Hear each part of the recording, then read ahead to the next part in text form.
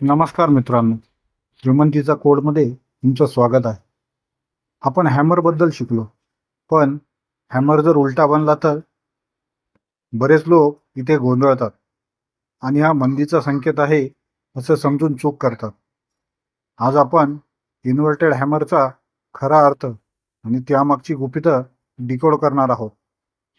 Inverted हॅमरची body छोटी असते आणि वरच्या बाजूला एक लांब विक असते. खालच्या बाजूला विक नसते किंवा अगदी नगण्य असते. दिसायला हा शूटिंग स्टार सारखाच असतो. पण फरक असा आहे की इन्व्हर्टेड हॅमर हा नेहमी मार्केटच्या तळाला बनतो.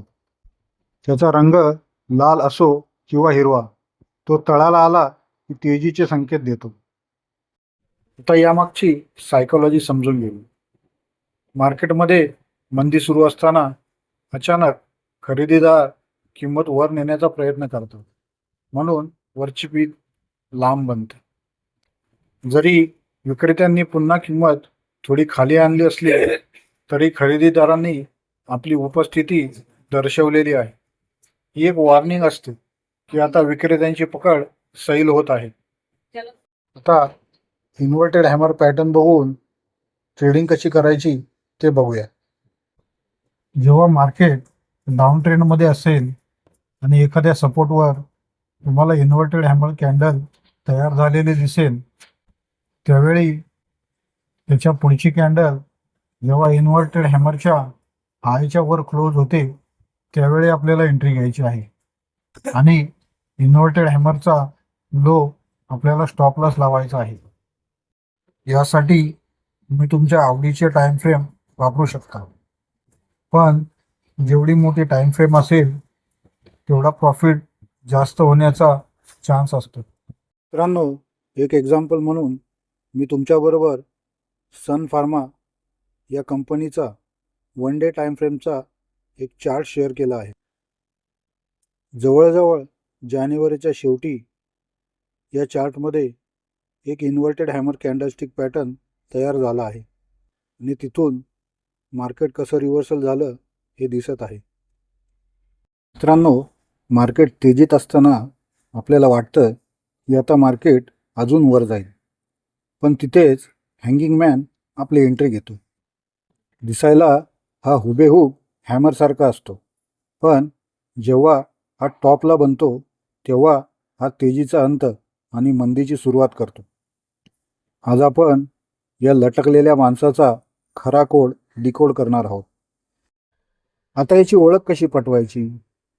हँगिंग मॅनची बॉडी छोटी असते आणि विक शरीराच्या किमान दुप्पट किंवा तिप्पट लांब असते. वरच्या बाजूला शेंडी नसते किंवा अगदीच छोटी असते.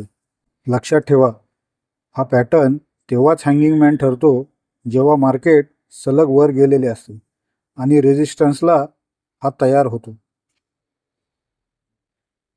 तर यामागची सायकोलॉजी बघूया. मित्रांनो, विचार करा, मार्केट वर जात होतं, पण अचानक विक्रेत्यांनी किंमत खूप खाली नेली. जरी खरेदीदारांनी ती पुन्हा वर नेऊन बंद केली असली तरी विक्रेत्यांनी त्यांची ताकद दाखवून दिली आहे. ही लांब खालची विक म्हणजे विक्रेत्यांनी दिलेली पहिली वॉर्निंग आहे. आता ट्रेड कधी घ्यायचा? फक्त हँगिंग मॅन दिसला म्हणून विक्री करू नका. जेव्हा पुढची कॅन्डल हँगिंग मॅनचा लोड तोडून खाली क्लोज होते तेव्हाच आपल्याला खात्री पटते की आता एंट्री घ्यायची आहे आणि आपला स्टॉप लॉस हँगिंग मॅनचा जो हाय आहे त्याच्या वर लावायचा. हा कन्फर्मेशनचा नियम पाळला तरच तुम्ही ट्रॅपपासून वाचाल. यात सुद्धा तुम्ही तुमच्या आवडीची टाइम फ्रेम वापरू शकता, पण लक्षात ठेवा, टाइम फ्रेम जेवढी मोठी तेवढा नफा जास्त होण्याचे चान्सेस असतात. पुढच्या वेळी हॅमर दिसला तर तो आधी तळाला आहे की शिखरावर आहे हे तपासा. शिखरावरचा हॅमर म्हणजे आपला हँगिंग मॅन.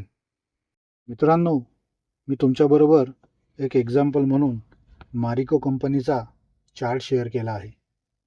5 ते 6 जानेवारी दरम्यान या चार्टमध्ये हँगिंग मॅन कॅन्डलस्टिक पॅटर्न तयार झालेला आहे आणि तिथून या शेअरमध्ये कसं रिव्हर्सल आलं हे तुम्ही पाहू शकता. तर मित्रांनो, इन्व्हर्टेड हॅमर आणि हँगिंग मॅन या कॅन्डलस्टिक पॅटर्नचा अभ्यास करून तुम्ही कोणत्या शेअरमध्ये एंट्री घेतली हे कमेंटमध्ये नक्की सांगा. पुढच्या व्हिडिओत आपण पाहणार आहोत बिअरिश आणि बुलिश हरामी कॅन्डलस्टिक पॅटर्न. शेअर मार्केटच्या अशाच सखोल ज्ञानासाठी सिमंतीच्या कोड चॅनलला आत्ताच लाईक, सबस्क्राईब आणि शेअर करा. धन्यवाद.